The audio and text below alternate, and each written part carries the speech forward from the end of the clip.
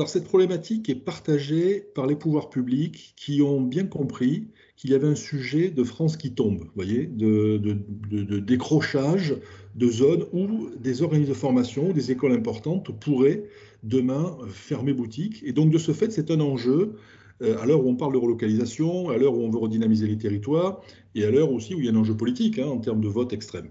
Donc cette prise de conscience existe déjà de manière diffuse, c'est-à-dire que les gens se disent, je vois bien le diagnostic, mais une fois qu'on a dit ça, qu'est-ce qu'on fait?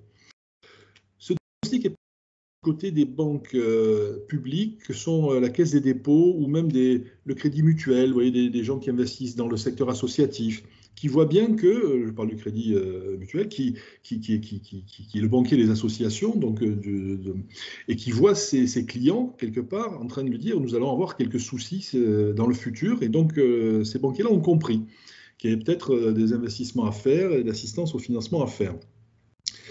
C'est également bien compris des fonds d'investissement qui, eux, se disent, nous avons là des ressources particulièrement attractives. On voit bien la bulle qu'il y a aujourd'hui autour des enseignements supérieurs. Et donc ça, pas la peine d'en faire la démonstration. Et le sujet est également bien compris des chefs d'entreprise parce que les chefs d'entreprise n'ont pas bien compris l'intérêt du CFA d'entreprise. Ils se sont dit, bon, moi je ne suis pas école, donc mon métier c'est de fabriquer des boulons ou des pneus, donc ce n'est pas de former des diplômés. Les gens ont bien compris qu'avec le CFA hors les murs, on pouvait, vous parlez tout à l'heure de financement des innovations pédagogiques, on peut rerouter toute une partie de la taxe d'apprentissage vers les investissements pédagogiques de ce CFA, le CFA hors les murs.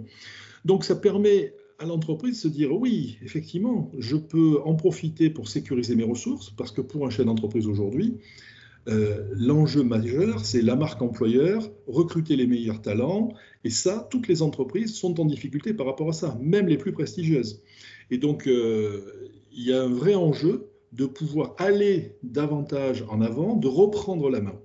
Donc, ce diagnostic est globalement partagé de manière diffuse, l'ensemble des acteurs n'ayant pas forcément la recette précise pour arriver à emboîter toutes les pièces du puzzle.